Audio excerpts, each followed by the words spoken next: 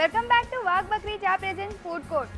સાઉથની સરસ મજાની આપણે રેસીપી શીખી લીધી, તો નોટ કરી લો તેની રીત.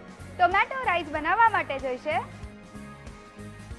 તેલ જરૂર મુજબ, રાઈ 1 ચમચી, આદુ 1 ચમચી, લીલા મરચાં 1 ચમચી, કોપરાનું છીણ 1 ચમચી, કોથમીર જરૂર મુજબ, લાલ મરચું 2 થી 3 નંગ, હિંગ 1 ચમચી, મીઠું સ્વાદ અનુસાર, મીઠો લીમડો 8 થી 9 પત્તા, ધાણા પાવડર 1 ચમચી, ચણાની દાળ જરૂર મુજબ, અડદ દાળ જરૂર મુજબ, ડુંગળી 4 થી 5 ચમચી, ટામેટા 1 બાઉલ, ભાત 1 બાઉલ.